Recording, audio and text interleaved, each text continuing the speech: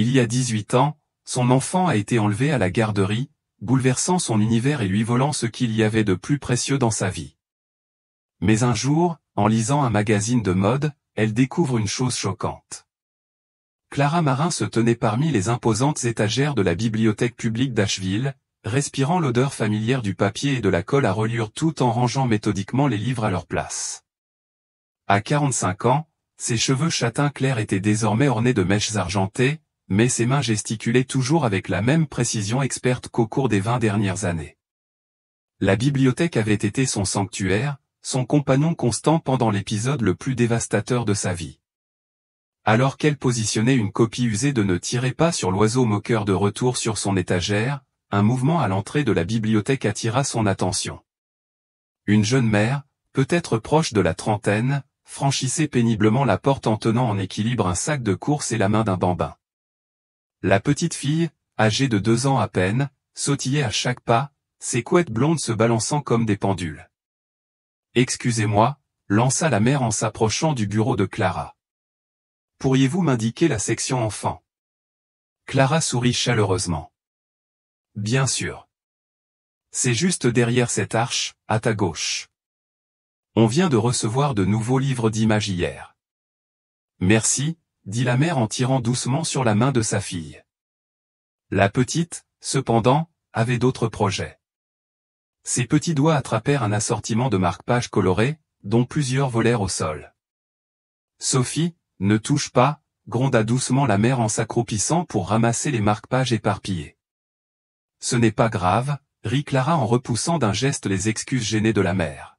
« C'est pour ça qu'ils sont là, pour attirer l'attention. » Les yeux de la petite fille s'écarquillèrent en regardant Clara, et elle lui adressa un large sourire qui lui serra le cœur, pris dans un étau de souvenirs. Ce sourire si libre, si curieux de tout ce que le monde avait à offrir tout comme celui d'Ella. Alors que la mère et la fille disparaissaient dans le rayon enfant, le sourire de Clara s'estompa. 18 ans s'étaient écoulés, mais des moments comme ceux-ci la ramenaient encore à ce jour terrible avec une clarté brutale, l'appel manqué alors qu'elle rangeait des livres au sous-sol de la bibliothèque, les 3 messages vocaux de la garderie de Little Acorn restaient sans réponse car son téléphone était caché dans son sac à main, les voitures de police déjà garées devant quand elle arriva pour les récupérer, leurs gyrophares projetant des ombres rouges et bleues menaçantes sur les jeux d'eux. L'air de jeu. Il doit y avoir une erreur, dit-elle à l'agent qui s'approcha d'elle. Je viens juste chercher ma fille, Ella Marin. Le poids de sa main sur son épaule, la douceur avec laquelle il lui avait demandé d'entrer. Les images de vidéosurveillance qu'on lui montra plus tard dans la semaine, un membre du personnel de confiance, Maurice Pledger, guidant Ella par la main jusqu'au portail de l'aire de jeu, vérifiant les alentours, puis emmenant rapidement l'enfant dans une voiture qui l'attendait. Pendant des mois, les recherches ont tout accaparé. Le mariage de Clara n'a pas résisté à cette pression.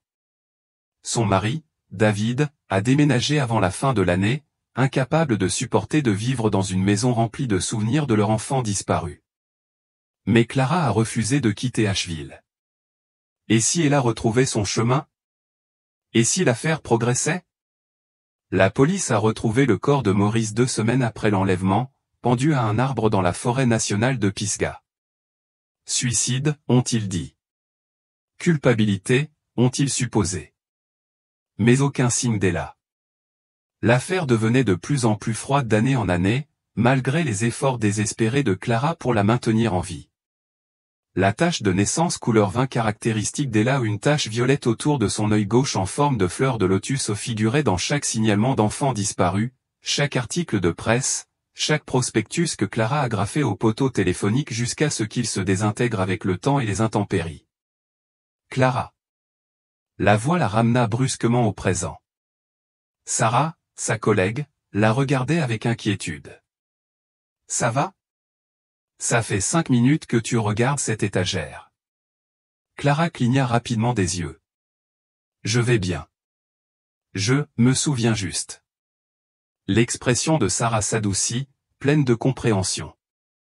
Après 15 ans de collaboration, elle comprenait ce que signifiaient ces moments de calme. Pourquoi ne pas aller dans l'arrière-boutique ?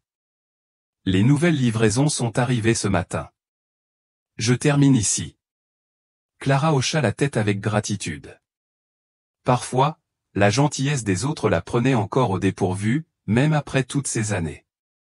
Dans l'arrière-boutique, des cartons étaient soigneusement empilés près du comptoir de réception.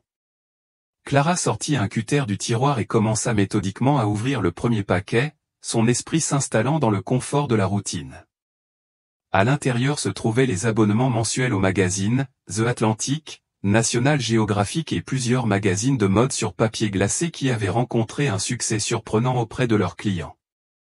Clara souleva la pile, prête à les enregistrer dans le système, lorsque le magazine du haut arrêta sa main en plein vol, Vogue. Et sur sa couverture, la regardant avec des yeux familiers, se trouvait une jeune femme avec une tache de naissance violette distinctive autour de son œil gauche, la forme exacte d'une fleur de lotus. Le décor était une ferme ensoleillée. Le mannequin, vêtu d'un chemisier rouge à épaules dénudées, d'un foulard à motifs noués sur la tête et d'un jean, ne ressemblait en rien à un mannequin classique. Le titre était « La nouvelle élégance ». Les genoux de Clara fléchirent. Elle agrippa le bord du bureau pour se stabiliser, son autre main se couvrant la bouche tandis qu'un son, entre le halètement et le sanglot, s'échappait de ses lèvres. Le visage était différent en mature, la rondeur de l'enfance remplacée par des pommettes marquées et une mâchoire prononcée, mais Clara reconnaîtrait cette tache de naissance partout. Elle l'avait tracée du doigt d'innombrables fois en berçant Ella pour l'endormir. Elle l'avait décrite aux policiers, aux dessinateurs et à quiconque voulait l'écouter. Après 18 ans d'impasse et d'espoir déclinant, Clara Marin regardait sa fille. Les mains tremblantes, Clara ouvrit le magazine, les pages croustillantes craquant sous ses doigts.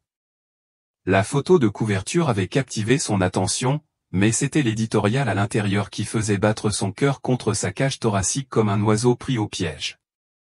Elle trouva l'article de fond page 32, intitulé « Une ode visuelle aux mains et au cœur qui font grandir l'Amérique ». Les photos étaient époustouflantes, des clichés spontanés de la vie à la ferme dans l'Amérique rurale, chaque image empreinte d'une authenticité rarement vue dans les publications de haute couture. Et la revoilà. La jeune femme que Clara prenait pour Ella apparaissait sur une photo pleine page, regardant l'objectif par-dessus son épaule. Contrairement aux autres mannequins en tenues agricoles parfaitement stylées, ce cliché avait un côté spontané, la femme travaillait sincèrement, saisie dans un moment de pause, la lumière du soleil se reflétant dans ses cheveux châtain clairs, illuminant des mèches couleur miel doré que Clara reconnaissait dans son propre miroir. Et là, visible même de profil, se trouvait la tache de naissance. Les yeux de Clara se sont posés sur la légende sous la photo, Amy Wells, 20 ans, à la ferme Kesley dans la campagne des Appalaches. Amy Wells, pas Ella Marin. Mais l'âge correspondait. Ella aurait 20 ans aujourd'hui, après avoir presque 2 ans lors de sa disparition il y a 18 ans. Prenant une grande inspiration pour se calmer, Clara commença à lire l'extrait d'interview qui accompagnait les photographies. « Quel est ton nom ? » « Amy Wells, madame. »« C'est un joli nom. »« Merci. »« Ma mère dit que je suis née avec de la terre dans les veines. »« Pourquoi ne te maquilles-tu pas comme tes amis ? » ?»« Je n'ai pas eu le temps, j'étais en train de transporter du foin avant ton arrivée. »« Tes yeux, il y a quelque chose de rare chez eux. » Le reste de l'article s'est concentré sur des questions agricoles plus vastes, les défis économiques rencontrés par les agriculteurs locaux, l'impact environnemental des pratiques agricoles durables, le renouveau des méthodes agricoles traditionnelles auprès des jeunes générations. Mais Clara remarquait à peine ces détails. Son esprit était fixé sur la jeune femme portant la tache de naissance de sa fille, son âge, et quelque chose dans son expression qui rappelait tant David à Clara, cette détermination tranquille, cette force gracieuse. À la fin de l'article, Clara trouva ce qu'elle cherchait, une photographie de Leia Dalton. Elle jeta un coup d'œil à l'horloge murale. 14h15. Sortant son téléphone portable, Clara chercha rapidement le numéro de l'inspecteur Gary Holden. Il avait été l'enquêteur principal sur l'affaire d'Ella des années auparavant, et bien qu'ils aient perdu contact ces dernières années, elle avait toujours son numéro en mémoire. L'appel est directement tombé sur la messagerie. La voix enregistrée de Gary lui a demandé de laisser un message, mais Clara a raccroché. Ce n'était pas quelque chose à expliquer sur la messagerie vocale. Le magazine qu'elle tenait lui semblait trop important, trop urgent pour attendre. Décision prise, Clara Hara prit son sac et le magazine, puis se précipita à la réception où Sarah aidait une cliente âgée. « Sarah, je dois partir maintenant. » La voix de Clara Hara était tendue, ses yeux écarquillés par une émotion à peine contenue. Sarah jeta un coup d'œil au visage de Clara Hara, puis au magazine serré dans sa main. Que s'est-il passé? Clara Hara tourna le magazine pour montrer la couverture. Je crois que je l'ai trouvé, Sarah. Je crois que j'ai trouvé Ella. Sarah porta la main à sa bouche en reconnaissant la tache de naissance. Tout le monde à la bibliothèque était au courant de la disparition de la fille de Clara Hara, beaucoup avaient aidé à distribuer des tracts durant ses premières années de désespoir. Vas-y, dit aussitôt Sarah. On te remplace. Tu as besoin de quelqu'un pour t'accompagner. Non, je dois aller au commissariat. Montre-leur ça. Clara Hara reculait déjà vers la porte, comme si elle craignait que le magazine ne disparaisse si elle perdait une seconde de plus. Tiens-nous au courant, cria Sarah, et Clara Hara, elle hésita, puis esquissa un sourire prudent. Bonne chance. D'autres membres du personnel levèrent les yeux de leur tâche, percevant l'agitation. Marty, du service de référence, s'approcha, suivi de Diane, du service de distribution. À la vue du magazine, une vague de commentaires encourageants et de vœux d'espoir accompagna Clara Hara tandis qu'elle se dirigeait vers la sortie. Sur le parking, Clara Hara se glissa au volant de sa vieille Honda Civic, le magazine posé délicatement sur le siège passager à côté d'elle. Un instant, elle resta assise, les mains agrippées au volant, se forçant à respirer. 18 ans de fausses pistes et de déception lui avaient appris à préserver son espoir, mais la tache de naissance, cette marque distinctive, ne pouvait être une coïncidence. Elle était trop unique, trop parfaitement assortie à celle d'Ella. Clara Hara arriva au commissariat. Elle entra et rencontra l'agent à l'accueil. Elle posa sa question, montrant le magazine, et demanda si l'inspecteur Gary Holden était là. L'agent répondit par l'affirmative et lui demanda d'attendre, puis la conduisit à l'intérieur pour rencontrer l'inspecteur. L'inspecteur Gary Holden avait considérablement vieilli depuis la dernière fois que Clara Hara l'avait vu. Ses cheveux étaient devenus gris et son visage était marqué de rides profondes, mais son regard était aussi bienveillant et déterminé que dans ses souvenirs. Il était jeune inspecteur quand Ella avait disparu. C'était l'une de ses premières affaires importantes, et Clara Hara savait qu'il ne s'en remettrait jamais vraiment.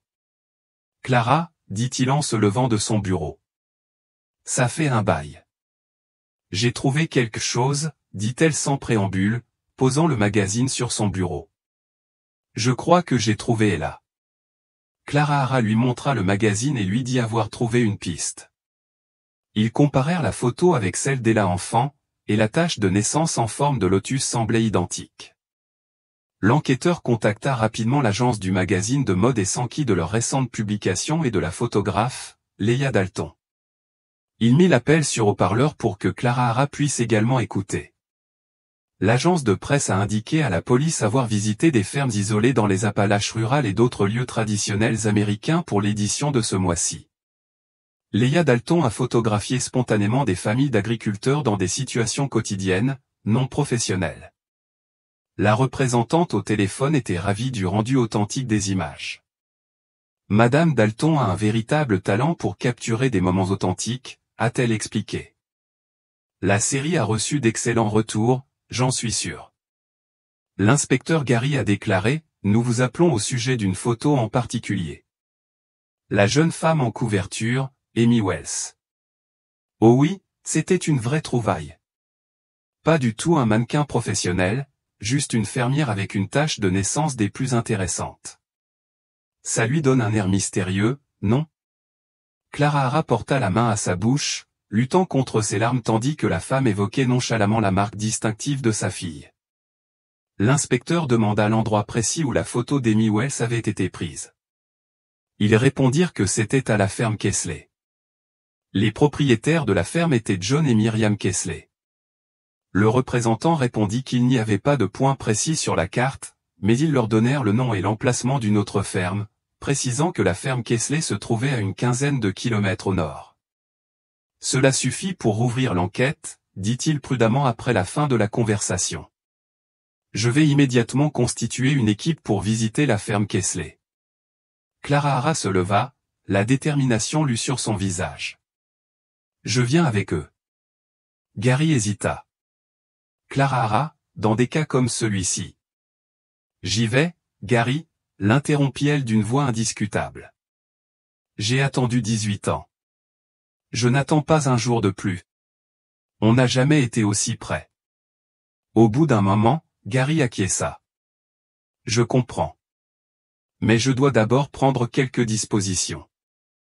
J'ai une comparution au tribunal prévue plus tard dans la journée, et je ne peux pas la manquer. Le visage de Clara Hara s'assombrit. Tu ne viens pas? Je ne peux pas, dit-il en s'excusant, mais j'enverrai mes meilleurs officiers et je vous rejoindrai demain. L'important est de déterminer si cette Amy Wells est votre Ella, et si oui, comment elle a atterri à la ferme Kessler. Clara Hara hocha la tête à contre-cœur. Quand pouvons-nous partir? J'aurai une équipe prête dans 30 minutes. 2 agents vous accompagneront à la ferme. Gary marqua une pause et posa une main sur son épaule. Clara Hara, je veux que tu te prépares. Même si cette jeune femme est là, elle vit une autre vie depuis 18 ans. Elle ne se souvient peut-être pas de toi. Clara Hara déglutit difficilement. Je sais. Mais c'est ma fille. C'est tout ce qui compte pour l'instant. Comme promis, une demi-heure plus tard, Clara Hara fut présentée aux agents Bennett et Martinez, qui l'accompagneraient à la ferme Kessler. J'aimerais vous suivre dans ma propre voiture, leur dit Clara Hara. J'ai des affaires d'enfance d'Ella dans le coffre des choses que j'ai gardées, au cas où. Les agents échangèrent un regard, mais acquiescèrent à sa demande. Alors que Clara Hara se dirigeait vers le parking, son cœur battait à tout rompre, entre espoir et peur. Après près de 2 décennies de vide, elle était enfin sur le chemin de sa fille ou une fille qui ignorait peut-être même qu'elle était perdue. Le convoi de 2 véhicules la Honda Civic de Clara Hara suivant la voiture de police signalée ou quitta Asheville en serpentant vers la campagne. Les autoroutes se rétrécirent en routes sinueuses à travers forêts denses et collines ondulantes. Pendant les 2 heures de route, serrant fermement le volant, Clara Hara suivit de près, chaque kilomètre qui passait attisant la tempête intérieure, l'espoir de revoir sa fille, et la terreur qu'Amy Wells puisse la regarder. Le soleil de l'après-midi brillait haut dans le ciel clair d'automne lorsque le GPS annonça enfin qu'ils approchaient de leur destination. La voiture de police ralentit et s'engagea dans une allée de gravier marquée par un panneau en bois patiné, Kessler Farm, établi. La propriété était impressionnante, une vaste ferme avec un large porche, entourée de granges et de dépendances bien entretenues. Les champs s'étendaient à perte de vue, et un petit verger occupait le flanc de la colline derrière la maison. Il ne s'agissait pas d'une ferme familiale en difficulté, mais d'une exploitation agricole prospère. Alors que Clara Hara se garait derrière la voiture de police, un couple d'âge mûr émergea de la ferme. L'homme était grand et large d'épaules, son visage buriné témoignant de décennies de travail en extérieur. La femme à côté de lui était menue, ses cheveux grisonnants tirés en arrière en un chignon pratique, l'air las en observant la voiture de police. Les agents Bennett et Martinez s'approchèrent du couple, badge déployé. Clara Hara resta légèrement en retrait, le cœur battant la chamade, s'efforçant d'entendre la conversation. M et Madame Kessler, demanda l'agent Bennett. C'est exact, confirma l'homme. Je suis John Kessler, et voici ma femme, Myriam. Qu'est-ce qui amène la police jusqu'ici? L'agent Bennett fit un geste en direction de Clara Hara. Voici Madame Clara Hara Marouin.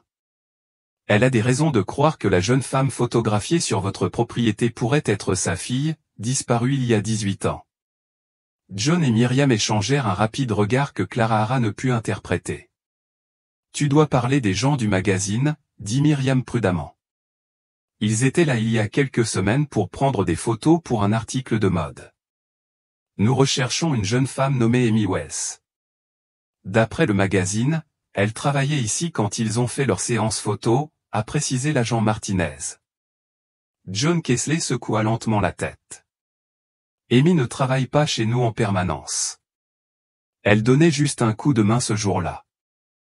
On fait tourner les ouvriers d'autres fermes de la région chaque semaine où on partage le travail, vous savez. Clara Hara s'avança, incapable de se contenir plus longtemps. Ma fille avait une tache de naissance caractéristique autour de l'œil gauche, dit-elle d'une voix étonnamment posée en sortant une photo d'enfance d'Ella. Tout comme la jeune femme sur ces photos. Ma fille a été enlevée de sa garderie alors qu'elle avait presque 2 ans. Le visage de Myriam s'adoucit, empreint d'une sincère compassion. Je suis vraiment désolé pour votre fille, Madame Marouin. Je n'ose imaginer ce que vous avez traversé. Elle examina la photo. La tache de naissance est similaire, je vous l'accorde, mais Amy travaillait ici ce jour-là. Après la séance photo, nous ne l'avons plus revue. Savez-vous où nous pourrions la retrouver? John se gratta la barbe d'un air pensif. Elle vient de la ferme de Rowan. Je crois que c'est lui qui nous envoie des journaliers quand on a besoin de renforts. Rowan, répéta Clara Hara. Avez-vous son nom complet et son adresse? John secoua la tête. Juste Rowan. C'est un arrangement familial qui remonte à l'époque de mon père. Mais j'ai son numéro. Il sortit un petit carnet de sa poche, en déchira une page et griffonna un numéro. Je ne sais pas exactement où est sa maison, je n'y suis jamais allé. Quelque part dans les montagnes, paraît-il. Plutôt isolé. L'agent Martinez accepta le papier. Merci, monsieur Kessler. Pourriez-vous nous permettre de faire un tour de votre propriété, juste pour être précis? Les Kessler hésitèrent, échangeant un autre de ces regards indéchiffrables. Bon, je suppose que ça ira, finit par accepter John, même si son ton trahissait une certaine réticence. Je ne sais pas trop ce que tu espères trouver, mais tu peux regarder. Merci, dit l'agent Bennett. Madame Marouin, souhaitez-vous attendre ici pendant que nous inspectons les lieux? Clara Hara hocha la tête, hésitant à parler tandis que les officiers s'approchaient de la grange. Elle se surprit à observer les Kessler, leur précision verbale, leur posture attentive. Cela semblait en contradiction avec leur coopération polie. Myriam remarqua son regard scrutateur et lui offrit un sourire crispé. « Voulez-vous de l'eau ou du thé, Madame Marouin? La route est longue depuis Asheville. »« Non, merci, » répondit Clara Hara, puis hésita avant d'ajouter, « Quand Amy était ici, a-t-elle parlé de sa famille ou de son enfance? » Pas vraiment, dit Myriam. Elle était calme, réservée. Mais c'était une bonne travailleuse, très appliquée. John acquiesça d'un signe de tête.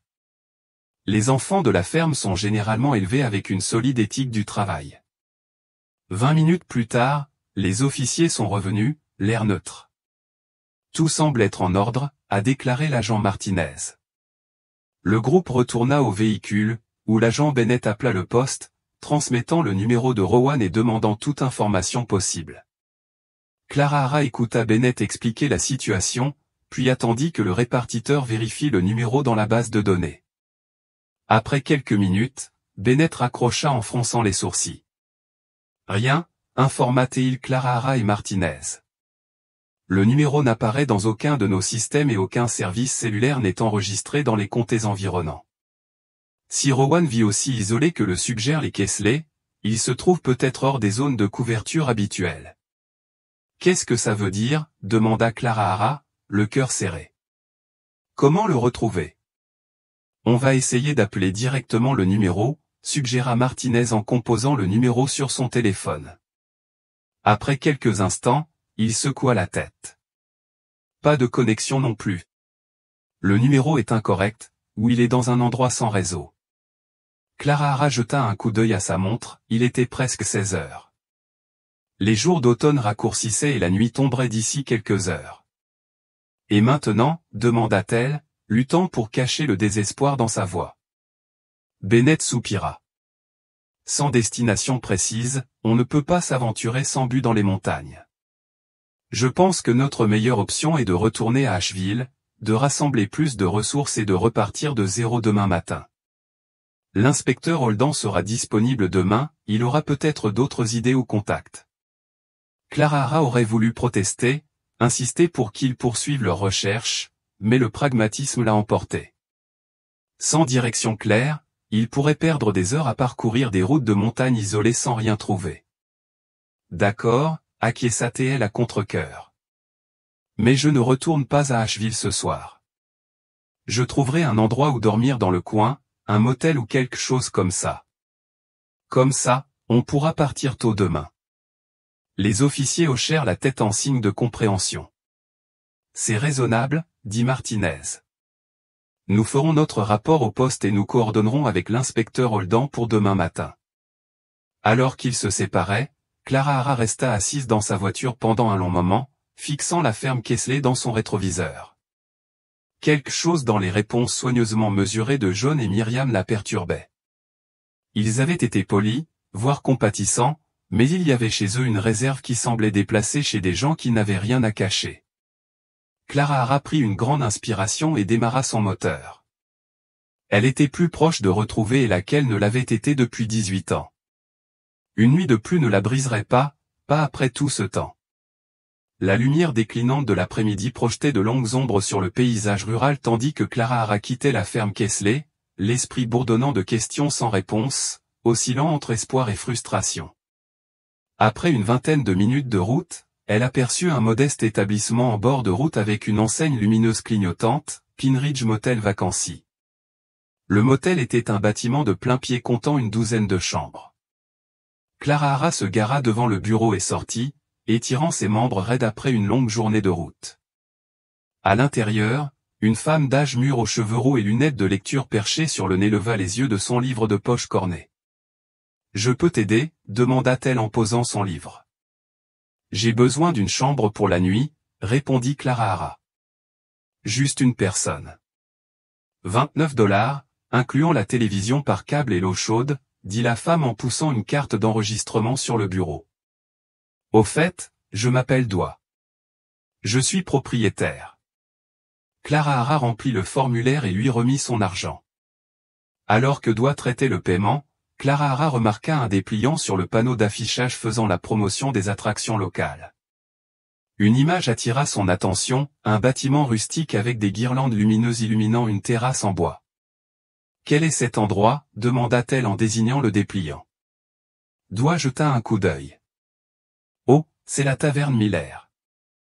Un endroit populaire par ici, juste de l'autre côté de la rue, en fait. » Elle fit un signe de tête vers la fenêtre, d'où Clara Hara pouvait apercevoir un bâtiment plus grand de l'autre côté de l'autoroute. Ils ont de la bonne nourriture, et parfois de la musique live. Ce soir, c'est leur soirée humour, je crois où ça attire toujours du monde. Clara Hara accepta la clé de sa chambre, son esprit s'organisant déjà. Il y a beaucoup de monde ici ? Enfin. Bien sûr, surtout les soirs de fête. Agriculteurs, commerçants, tous les gens du coin s'y retrouvent. C'est à peu près le seul divertissement à 30 km à la ronde. Doigt observa Clara Hara avec une curiosité nouvelle. Tu n'es pas du coin, si ? Non, je viens d'Asheville. En fait, je cherche quelqu'un. Clara Hara hésita, puis sortit le magazine qu'elle avait précieusement conservé, révélant la couverture avec émi. Avez-vous déjà vu cette jeune femme ? Elle s'appelle peut-être Amy Wells. Doigt plissa les yeux, puis secoua la tête. Je ne peux pas dire que je l'ai fait. Mais elle est jolie. Cette tache de naissance, c'est autre chose. Les espoirs de Clara Hara s'évanouirent légèrement. Et un homme nommé Rowan ? Il aurait une ferme quelque part dans les montagnes. Je crois que oui, mais... Doigt secoua à nouveau la tête.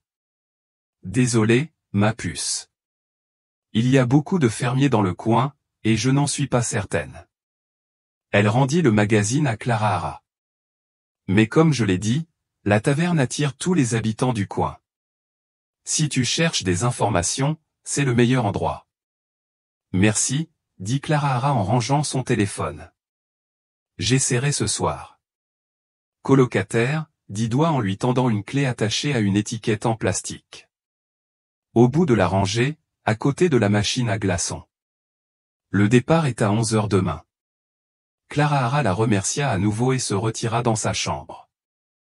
Après une douche rapide pour se défaire de la tension de la journée, elle attendit le début de l'événement avant de se rendre à la taverne. Si des informations locales pouvaient la mener à l'insaisissable Rowan et peut-être à Amy, elle ne pouvait pas risquer de rater cette occasion. La taverne Miller était exactement comme Clara Hara l'avait imaginé pour un établissement rural. Des murs en bois ornés de matériel agricole vintage et d'animaux empaillés.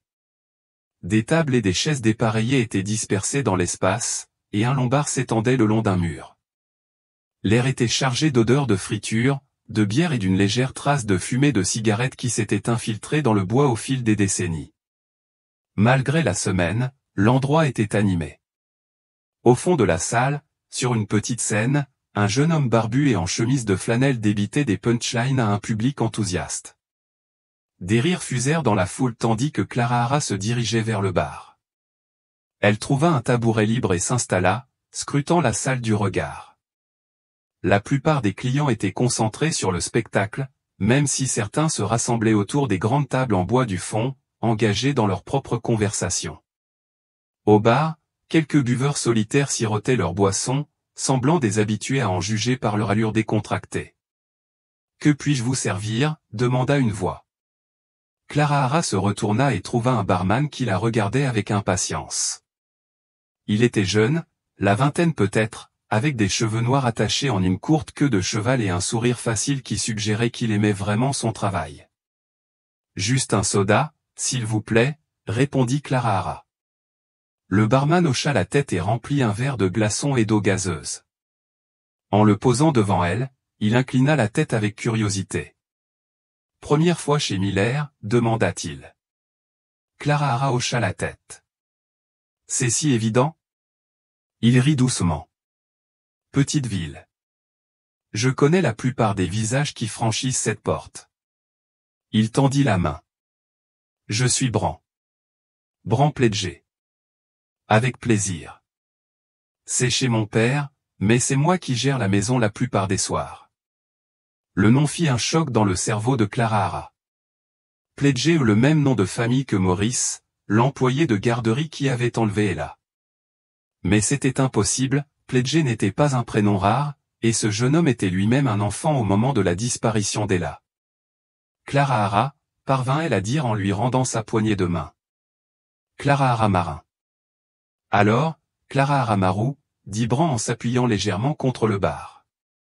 Qu'est-ce qui t'amène dans notre petit coin de nulle part?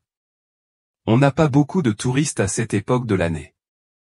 Clara Hara but une gorgée de son soda et rassembla ses pensées. Je cherche quelqu'un, en fait. Oh. Bran haussa un sourcil. Quelqu'un que je pourrais connaître. Clara Hara hésita, puis opta pour la franchise. Ma fille. On l'a enlevée de sa garderie il y a 18 ans, alors qu'elle avait presque 2 ans. Les mots restaient coincés dans sa gorge, même après tout ce temps. Je ne l'ai jamais retrouvée. Le sourire facile de Bran s'effaça, remplacé par une sincère inquiétude. Je suis désolé d'apprendre ça. C'est affreux. Je crois que j'ai une piste, dit Clara Hara en cherchant instinctivement le magazine avant de réaliser qu'il n'était pas dans son sac. Oh là là, ce cerveau commence à se faire vieux. Je l'ai laissé dans ma voiture, mais il y avait une jeune femme dans un magazine de mode avec la tache de naissance caractéristique de ma fille. La photo a été prise dans une ferme voisine, la ferme Kesley.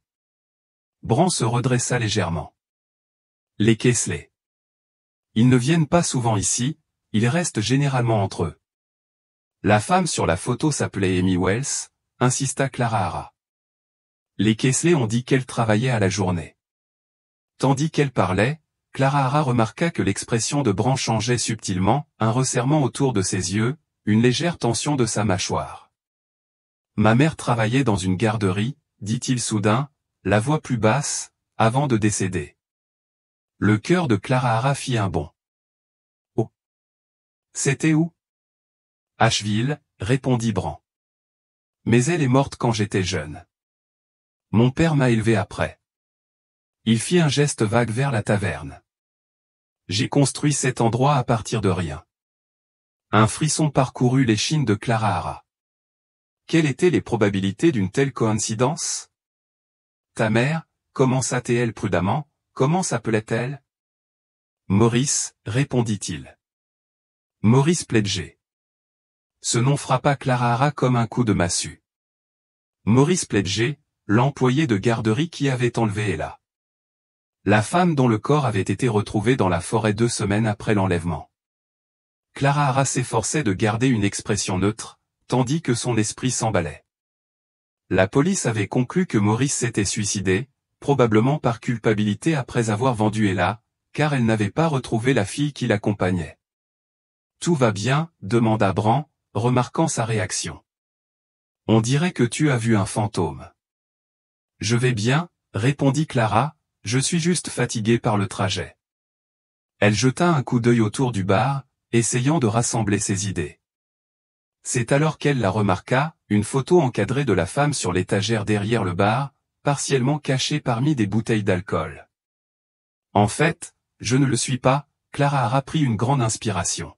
« Bran, j'ai quelque chose à te dire, » dit-elle d'une voix basse mais assurée. « Ta mère. » Je sais qui elle était. Bran fronça les sourcils. « Que veux-tu dire ? » Je l'ai reconnue sur cette photo, car j'ai vu son visage des centaines de fois. Clara Hara sortit son téléphone et fit défiler la page jusqu'à un vieil article de presse avec la photo de Maurice. Ta mère était l'éducatrice de la crèche qui a pris ma fille. Le visage de Bran perdit toute couleur tandis qu'il regardait du téléphone à Clara Hara et vice-versa. Non, dit-il en secouant la tête. C'est impossible. Ma mère, c'était quelqu'un de bien. Papa disait toujours. Les caméras de sécurité de la garderie Little Acorn l'ont filmé en train d'emmener ma fille vers une voiture qui l'attendait, continua Clara Hara, la voix plus forte. 2 semaines plus tard, on a retrouvé son corps dans la forêt nationale de Pisgah. La police pensait qu'elle s'était suicidée par culpabilité. Bran s'appuya contre le bar, visiblement secoué. C'est impossible, murmura-t-il, puis plus fort, tu es sûr? Elle. Clara Hara hocha la tête. J'en suis sûr, Bran. Je suis désolé. Il se passa la main sur le visage, puis se retourna brusquement et appela un autre barman, Jake, couvre-moi. Sans attendre de réponse, il fit signe à Clara Hara de le suivre dans un coin plus calme de la taverne. Une fois assis à une table vide, Bran se pencha en avant, sa voix à peine audible par rapport au spectacle comique qui continuait. Mon père m'a dit que maman était morte à cause d'agents de recouvrement, dit-il. Il a dit que ma mère avait remboursé un homme à qui mon père devait de l'argent, mais que l'homme l'avait quand même tué et avait fait passer ça pour un suicide. Il l'a pendu à un arbre. Clara Hara retint son souffle. Le rapport officiel faisait état d'un suicide, mais des questions subsistaient. Elle hésita, puis demanda, « Votre père a-t-il déjà parlé d'un enfant ? De ce qui lui est arrivé ?» Bran secoua la tête avec véhémence. « Non, jamais. Je n'avais que 5 ans quand maman est morte. Papa n'en parlait jamais beaucoup, c'était trop douloureux pour lui. » Ses yeux s'écarquillèrent soudain, comprenant. « Tu crois que ma mère a pris ta fille pour payer les dettes de mon père et ensuite, l'a vendue ? » C'était la théorie de la police, confirma doucement Clara Hara, mais ils n'ont jamais retrouvé Ella. La piste s'est estompée après la mort de ta mère. Bran resta silencieux un long moment, digérant cette révélation. Finalement, il dit, « Je suis vraiment désolé pour ce que ma famille a fait à la vôtre. Je n'en avais aucune idée. » Son regard croisa celui de Clara Hara, empli d'un sincère remords. « Mais maintenant, tu penses que ta fille pourrait être ici, c'est Amy ? » Clara Hara hocha la tête. La tache de naissance est identique, une tache violette autour de l'œil gauche en forme de fleur de lotus. Elle a le bon âge, et les Kessler ont mentionné un certain Rowan. Bran murmura plus pour lui-même qu'à Clara Hara, « Rowan est le nom de mon père. » Clara Hara le regarda, stupéfaite. « Ton père s'appelle Rowan Pledger. » Bran hocha lentement la tête. « Oui, et je reconnaîtrai son numéro de téléphone n'importe où, mais c'est l'ancien. » Il sortit son téléphone et lui montra le contact, « Papa. » Le nouveau numéro ne correspondait pas à celui que John Kessler avait donné à la police. Les Kessler ont menti, murmura Clara Hara. Ils ont dit qu'ils ne savaient pas où vivait Rowan, qu'il était quelque part dans les montagnes. Mais si c'est ton père et qu'il possède cette taverne, il n'y vit pas? Bran expliqua, il a une propriété à environ 20 minutes d'ici, une petite ferme. Rien à voir avec celle des Kessler, mais assez pour cultiver quelques cultures et élever quelques animaux. Il marqua une pause, une expression mitigée sur son visage.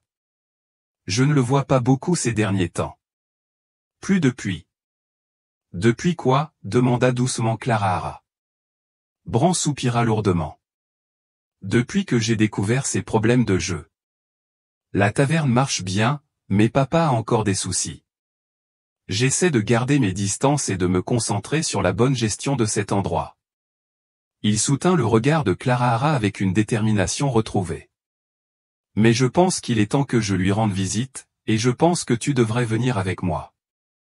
Clara Hara ressentit une vague d'espoir mêlée d'appréhension. Tu ferais ça, même après ce que je viens de te dire sur ta mère?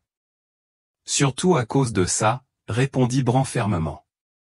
Si ma famille a quelque chose à voir avec l'enlèvement de ta fille, alors je dois aider à arranger les choses. Il jeta un coup d'œil à sa montre. Il n'est pas trop tard, on peut y aller maintenant. Maintenant, répéta Clara Hara, soudain nerveuse face à la rapidité avec laquelle les choses évoluaient. Bran hocha la tête. Jake peut s'occuper du bar pour le reste de la soirée. Il regarda Clara Hara intensément. À moins que tu ne préfères attendre jusqu'au matin pour faire intervenir la police.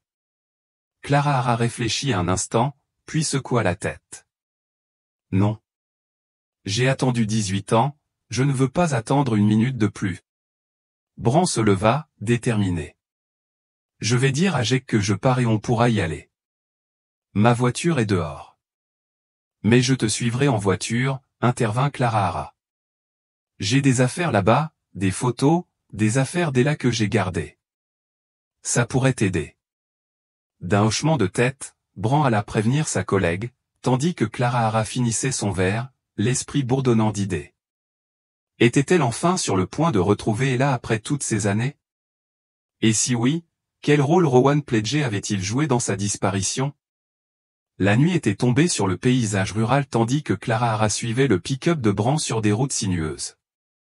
Ses phares éclairaient les rares regards réfléchissants des animaux qui observaient depuis le bord de la route, et la lune projetait une lueur éthérée sur la campagne vallonnée. Sur une ligne droite, Clara Hara utilisa rapidement son téléphone pour envoyer un SMS au détective Holden, lui disant qu'elle pensait être sur le point de retrouver sa fille et lui communiqua sa position précise, au cas où. Elle savait que la réception était instable dans ces zones rurales, mais espérait que le message passerait. Les mains de Clara Hara agrippèrent fermement le volant, son esprit revoyant les révélations de Bran sur ses parents. Si Rowan Pledger était bien le mystérieux Rowan mentionné par les Kessler, et s'il était le mari de Maurice, les liens devenaient plus clairs et plus inquiétants. Mais un détail la taraudait, John Kessler avait affirmé que Rowan vivait dans les montagnes, alors que les indications de Bran les conduisaient à travers des terres agricoles relativement plates. Soit les Kessler avaient délibérément induit en erreur, soit ils ne parlaient pas du même Rowan.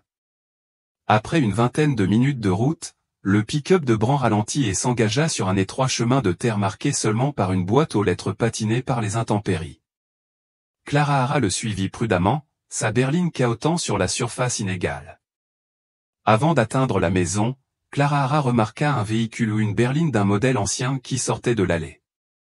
Bran dut le remarquer aussi, et ce véhicule devait être celui de Rowan, car le pick-up de Bran l'avait suivi, mettant Clara Hara à distance de la berline.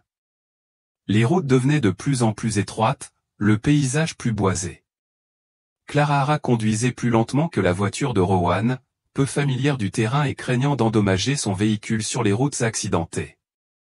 Bran, cependant, semblait déterminé à ne pas perdre de vue la voiture de son père. Finalement, après ce qui lui sembla une éternité, mais qui ne dura probablement que 10 minutes, la voiture qui la précédait déboucha dans une clairière. Clara Hara, suivant le camion de Bran dans l'espace dégagé, aperçut une petite ferme et plusieurs dépendances. La propriété était modeste comparée à celle des Kessler, mais bien entretenue, avec un petit potager visible au clair de lune et un pâturage clôturé où quelques chèvres étaient visibles. La voiture de Rowan était garée au hasard près de la maison, la portière conducteur encore ouverte. Bran s'arrêta à côté, et Clara Hara se gara un peu plus loin. En sortant de sa voiture, Clara Hara entendit Bran appeler son père, « Papa, que fais-tu à la ferme si tard ? Je suis passé chez toi et je t'ai vu partir. » Rowan Pledger se tenait près de sa voiture. C'était un homme grand, aux cheveux noirs comme ceux de son fils, mais avec des mèches grises. Son visage buriné exprimait un mélange de confusion et de lassitude tandis qu'il regardait Bran et Clara Hara. « Bran, que fais-tu ici ?» demanda-t-il d'une voix grave et rauque. « Et qui est cette femme ?» Bran s'approcha de son père, la posture tendue. « Voici Clara Hara Marou, papa. Elle est venue à la taverne chercher sa fille, une fille qui a été kidnappée il y a 18 ans par maman. » L'expression de Rowan changea, un éclair de reconnaissance vite masqué par la confusion. « De quoi parles-tu ? Ta mère n'a jamais kidnappé personne. »« C'est vrai, papa, » dit Bran, la voix serrée par l'émotion. « Clara a des preuves. Les images de la caméra de sécurité de la garderie où maman travaillait. Elle a enlevé la fille de Clara Hara, une petite fille nommée Ella. » Le regard de Rowan se posa sur Clara Hara, puis revint à son fils. « C'est ridicule. Pourquoi amener cette femme ici, et la lancer en pleine nuit ?» Clara Hara s'avança, le cœur battant, mais la voix posée. « Monsieur Pledger, je ne suis pas là pour causer des ennuis. Je veux juste retrouver ma fille. Les Kessler m'ont parlé d'un certain Rowan qui recrute des journaliers pour leur ferme et m'a donné votre numéro. J'ai essayé de vous joindre, mais sans succès. Votre fils a dit que c'était une ancienne ligne. » Un léger changement se produisit dans l'attitude de Rowan à l'évocation des Kessler. Ses épaules se crispèrent et son expression se durcit.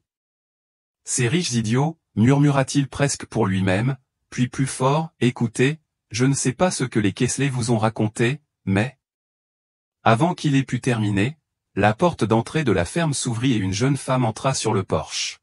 « Rowan, » cria-t-elle, « que se passe-t-il dehors ? Pourquoi n'es-tu pas entré ?» La voix était celle d'une jeune femme que Clara Hara ne distinguait pas vraiment dans l'obscurité, mais sa silhouette était reconnaissable entre toutes, grande et mince, les cheveux lui tombant sur les épaules. Le cœur de Clara Hara fit un bond. Était-ce possible ? Mais Rowan s'empressa d'intercepter toute vue du porche. « Rien d'inquiétant, » rétorqua-t-il. « Juste des visiteurs inattendus. Retournez à l'intérieur, j'arrive dans une minute. » La silhouette hésita mais resta sur le porche, visiblement curieuse de l'agitation nocturne. « C'est Amy ?» demanda Clara Hara d'une voix à peine plus forte qu'un murmure. « Amy Wells ?» Le visage de Rowan s'assombrit. « Vous devez partir, tous les deux, maintenant. » Bran s'approcha de son père. « Papa, que se passe-t-il ? Qui est cette femme, et pourquoi maman et papa t'envoient-ils des gens pour te parler des journaliers ?» L'affrontement aurait pu se poursuivre, mais la jeune femme sur le porche avait apparemment décidé d'enquêter par elle-même. Elle descendit les marches et s'avança vers le groupe, ses traits apparaissant peu à peu dans la lueur combinée de la lumière du porche et des phares du véhicule. « Que se passe-t-il ? » demanda-t-elle en regardant les trois adultes avec confusion. Et c'est là que Clara Hara l'aperçut, la tache de naissance violette caractéristique autour de l'œil gauche de la jeune femme, en forme de fleur de lotus. Exactement comme celle d'Ella. « Oh mon Dieu !» souffla Clara Hara, ses jambes soudainement instables. La jeune femme, Amy, regarda Clara Hara avec un mélange de curiosité et de prudence. « Qui es-tu » Clara Hara fit un pas hésitant en avant, chaque fibre de son être désirant. Se précipiter vers la jeune femme et l'embrasser, mais elle se retint, reconnaissant la lassitude dans l'expression d'Amy. « Je m'appelle Clara Hara Marou, » dit-elle doucement. « Je crois que tu es peut-être ma fille. » Amy fixa Clara Hara, son expression passant de la confusion à l'incrédulité. « Quoi ? C'est impossible. Mes parents sont John et Myriam Kessler. » Rowan s'interposa entre eux, son visage buriné tendu par la tension. Attendez. Cette femme n'a aucune preuve. Elle lance des accusations insensées. Bran se rapprocha d'Amy, étudiant son visage avec une attention nouvelle. La tache de naissance, murmura-t-il, est exactement comme Clara Hara l'a décrite. Amy toucha consciemment la marque violette autour de son œil gauche. Et ma tache de naissance? Clara Hara fouilla lentement dans son sac et en sortit son téléphone. D'une main tremblante, elle sortit un album photo et tourna l'écran vers Amy. Voici ma fille est là. Elle a été retirée de sa garderie à presque 2 ans, il y a 18 ans. Amy regarda l'écran à contre-cœur, ses yeux s'écarquillant devant la série de photos montrant un tout petit avec une tache de naissance identique. Cela n'a pas de sens, dit-elle, sa voix à peine audible. J'ai grandi à la ferme. J'ai toujours vécu avec John et Myriam. Rowan émit un son dédaigneux. C'est ridicule. Amy, retourne à l'intérieur. J'ai besoin de parler à ces gens en privé. Amy l'ignora, son attention fixée sur le téléphone de Clara Hara tandis qu'elle parcourait d'autres photos d'enfance.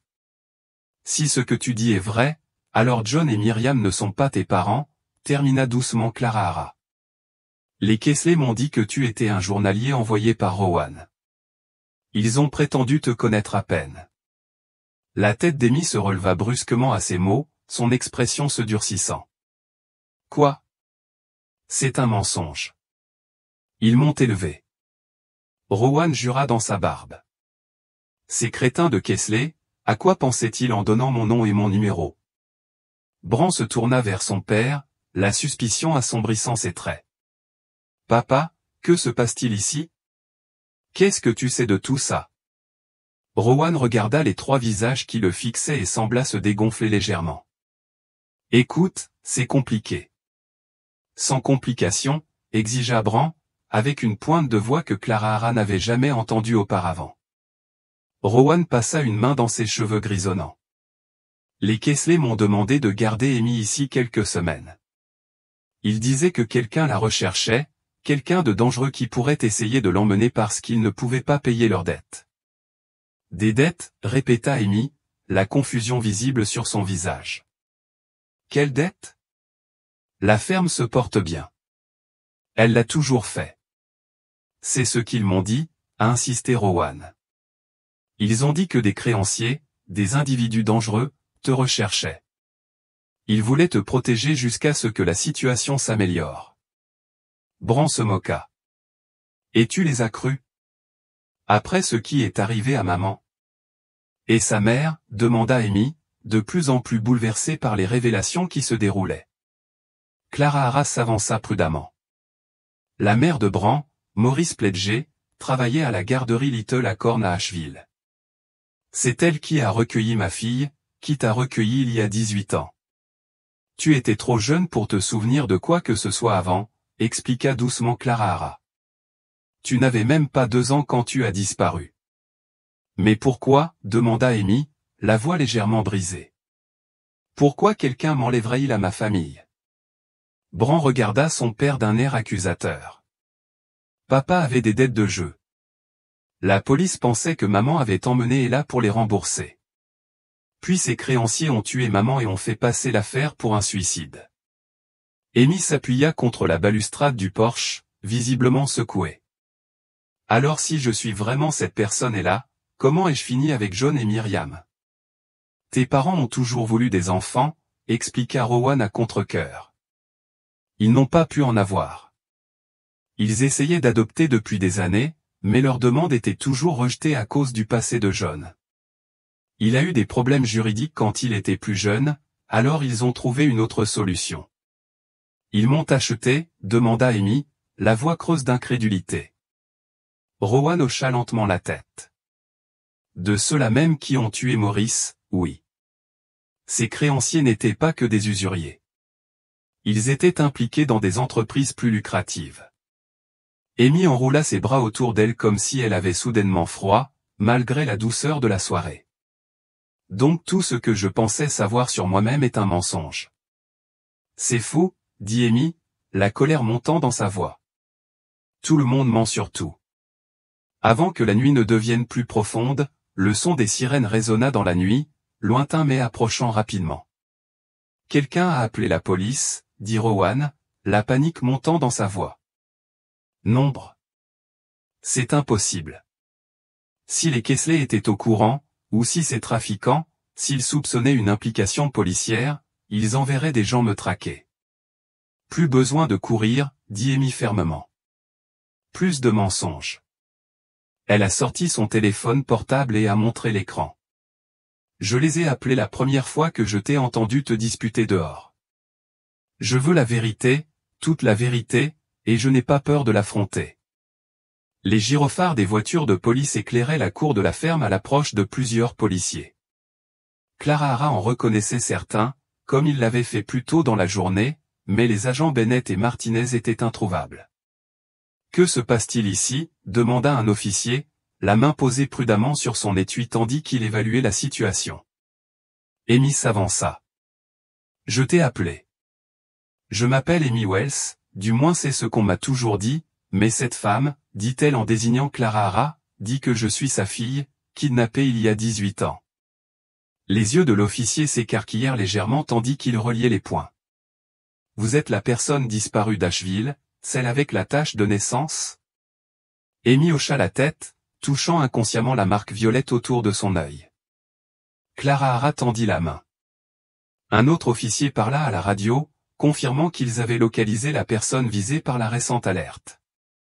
Nous aurons besoin que vous veniez tous au poste pour régler ce problème, a déclaré le premier officier. Clara Hara s'avança et signala les Kingsley à l'agent le plus proche, expliquant avec insistance leur implication dans l'enlèvement d'Amy. L'agent prit une expression grave lorsqu'il appela des renforts par radio pour les interroger. Nous allons avoir besoin que vous veniez tous à la gare immédiatement, a-t-il déclaré. Nous avons des agents qui sécurisent cette propriété comme une scène de crime potentiel. Ils furent chacun conduits vers des véhicules de police distincts. Alors qu'on escortait Clara Hara jusqu'à une voiture de patrouille, elle croisa le regard d'Amy. L'expression de la jeune femme était un mélange complexe de peur, de détermination et d'espoir. Au poste, Clara Hara fut conduite dans une salle d'interrogatoire, un petit espace épuré avec une table, 3 chaises et une caméra bien visible installée dans un coin. Un agent lui offrit de l'eau et l'informa que l'inspecteur Holden d'Asheville avait été contacté et était en route. Il nous a demandé de vous dire qu'il est à environ 1 heure de route, a ajouté l'officier. En attendant, nous aimerions recueillir votre déclaration sur ce qui s'est passé ce soir. Clara Hara raconta tout, la découverte du magazine, la visite de la ferme Kingsley, la rencontre avec Bran à la taverne, et enfin la confrontation avec Rowan sur sa propriété. L'officier prit des notes détaillées, posant parfois des questions de clarification, mais laissant généralement Clara Hara parler sans interruption. Lorsqu'elle eut terminé, l'officier la remercia et la laissa seule avec ses pensées. Le temps s'écoulait lentement, l'horloge murale marquant chaque minute d'un léger cliquetis qui semblait résonner dans la pièce silencieuse. Après ce qui sembla des heures, mais qui n'en dura probablement que 45 minutes, la porte s'ouvrit à nouveau. Un autre officier entra, l'air plus solennel que le précédent. « Madame Marron, je voulais vous tenir au courant de la situation, dit-il en s'asseyant en face d'elle. Nous avons interrogé séparément les Kingsley et Monsieur Pledger. D'après les informations préliminaires recueillies, nous pensons qu'il existe des preuves substantielles corroborant votre affirmation selon laquelle Amy Wells est bien votre fille biologique, et la marin. » Le cœur de Clara Hara bondit à ces mots, mais l'officier continua avant qu'elle ne puisse répondre. Les Kingsley ont admis avoir acheté un nourrisson à un tiers il y a 18 ans. Ils ont affirmé qu'ils cherchaient désespérément un enfant et ont été contactés par des intermédiaires qui leur ont dit pouvoir leur en fournir un au bon prix. Et ils n'ont jamais demandé d'où venait l'enfant, demanda Clara Hara, incapable de dissimuler l'amertume dans sa voix. Ils ont affirmé qu'on leur avait dit que l'enfant avait été abandonné par une mère qui ne pouvait pas s'occuper d'elle, a expliqué l'officier, mais ils ont admis qu'ils soupçonnaient que les circonstances n'étaient pas légitimes, c'est pourquoi ils ont isolé Amy Wells dans leur ferme et l'ont découragé de nouer des relations extérieures. Clara Hara secoua la tête avec incrédulité. Ils lui ont volé toute sa vie, son identité. Ils seront inculpés, a confirmé l'officier. Quant à Rowan Pledger, il coopère en fournissant des informations sur le réseau de trafic auquel sa femme était mêlée. Bien qu'il en ait apparemment fait partie, nous vérifions encore l'étendue de son implication. Sa coopération pourrait potentiellement réduire sa peine, mais il devra néanmoins répondre de graves accusations pour son rôle dans ces affaires. Et la mort de Maurice Pledger, demanda Clara. Pendant toutes ces années, on a pensé à un suicide, mais si Rowan dit vrai. Nous rouvrons l'enquête sur la base des déclarations de M. Pledger, a confirmé l'officier. Il affirme que la même organisation criminelle a assassiné sa femme, craignant qu'elle ne parle aux autorités après l'importante couverture médiatique de l'enlèvement. Clara hocha lentement la tête, assimilant l'information. Et là enfin, Amy, que va-t-il se passer maintenant? L'expression de l'agent s'adoucit légèrement. C'est une adulte, Madame Marin. Légalement, elle peut décider elle-même où elle va et avec qui elle entretient des relations. Mais elle a exprimé le souhait de vous parler davantage. L'espoir renaît dans la poitrine de Clara. Je peux la voir maintenant? Elle est toujours interrogée, mais après, oui. L'officier se leva et ajusta son uniforme. L'inspecteur Holden devrait arriver sous peu. Il a été informé de l'évolution de la situation et prendra l'affaire en main. Alors que l'officier atteignait la porte, Clara l'appela, « Officier, merci pour tout. » Il hocha la tête, puis la laissa seule avec ses pensées et le tic-tac régulier de l'horloge. Clara était assise dans la petite salle d'attente du commissariat, un gobelet en carton rempli de café tiède entre les mains, plus pour se réconforter que pour consommer. L'éclairage institutionnel projetait des ombres crues sur les meubles usés, mais Clara remarquait à peine ce qui l'entourait. Ses yeux restaient fixés sur la porte du couloir, attendant qu'Amy ou Ella sortent. Lorsque la porte s'ouvrit enfin, Clara eut le souffle coupé. Amy se tenait dans l'embrasure, la posture droite malgré l'épuisement évident qui se lisait sur son visage. Elle hésita un instant, puis s'avança vers Clara et prit place à côté d'elle. Pendant un long moment, aucun des deux ne parla. Le silence entre eux était chargé de 18 ans d'absence, de vie séparée, d'expériences jamais partagées. Finalement, Amy rompit le silence. Je n'aurais jamais pensé me retrouver dans un commissariat à minuit, découvrant que toute ma vie n'était qu'un mensonge. Malgré la gravité de ses paroles, sa voix était étonnamment ferme. Je n'aurais jamais cru te retrouver, répondit doucement Clara. Après toutes ces années, j'avais commencé à croire que je ne te retrouverais jamais. Amy se tourna vers elle, scrutant attentivement les traits de Clara. Ils accusent John et Myriam d'enlèvement, de falsification de documents et d'entrave à la justice. Je suis désolé, dit Clara, et elle réalisa qu'elle était sincère.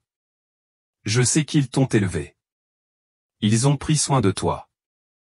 C'est vrai, reconnut Amy. Mais ils m'ont aussi isolé.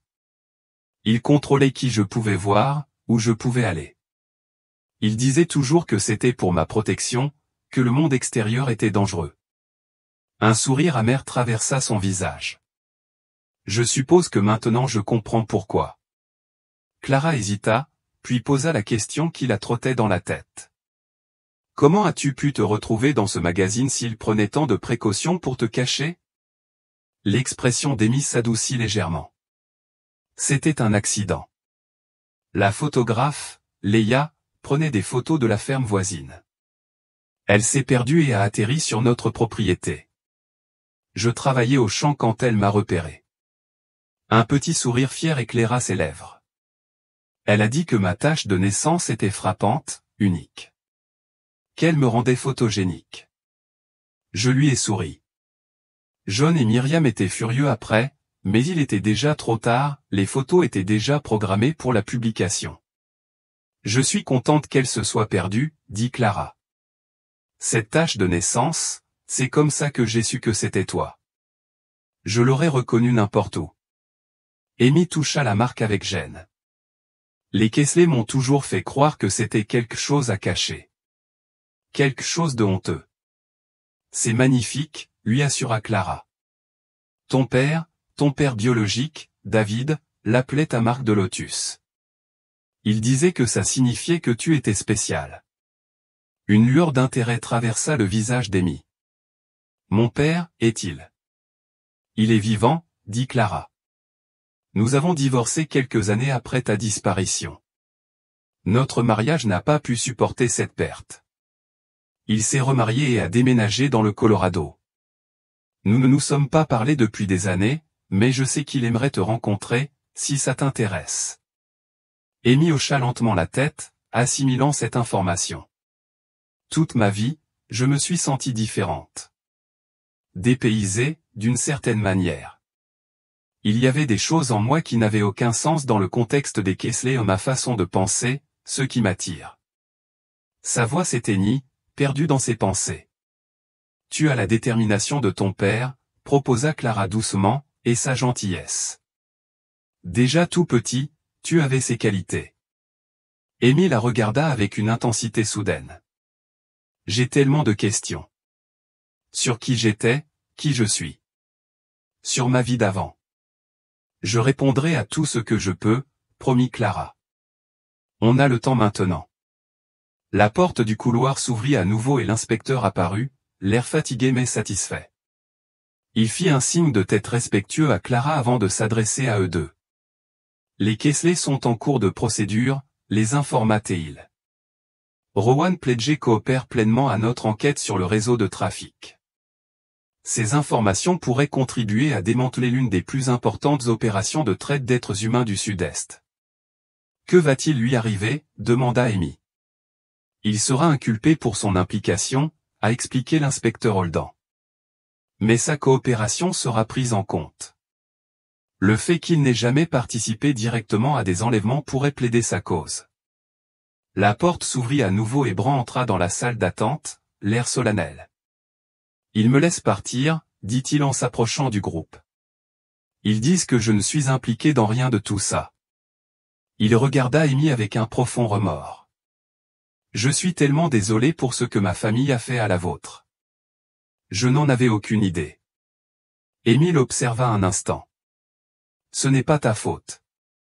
Tu n'étais qu'un enfant quand c'est arrivé. Bran hocha la tête avec reconnaissance, puis se tourna vers Clara.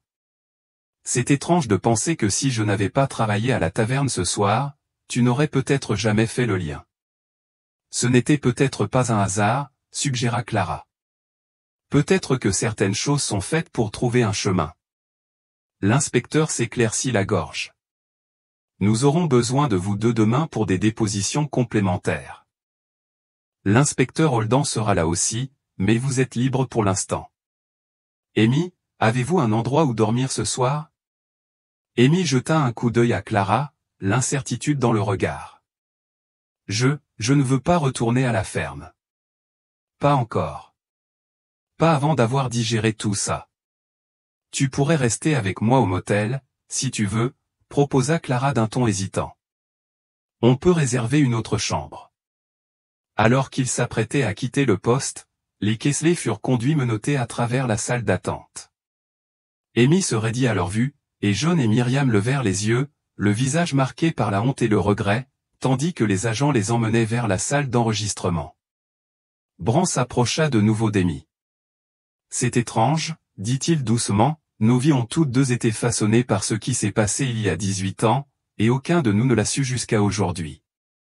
À ce moment-là, quelque chose changea dans l'expression d'Amy, une acceptation hésitante, peut-être même le premier fil fragile de confiance. Clara serra doucement la main de sa fille. Nous avons le temps de tout comprendre, petit à petit. Elle lui demanda la permission de la prendre dans ses bras, et lorsqu'Amy ouvrit les bras, Clara embrassa non seulement sa fille, mais aussi celle qu'elle était devenue. Non plus sa petite Ella, mais Amy eut une âme forte et indépendante qui avait su retrouver son chemin malgré les obstacles. Quels que soient les défis à venir, ils les relèveraient ensemble, redécouvrant ce qui avait été perdu et reconstruisant quelque chose à la place. Le théâtre de la vie leur avait offert un second acte qu'aucun des deux n'avait osé imaginer, un acte porteur de promesses de guérison, de compréhension et d'un lien que même 18 ans de séparation n'auraient pu rompre complètement.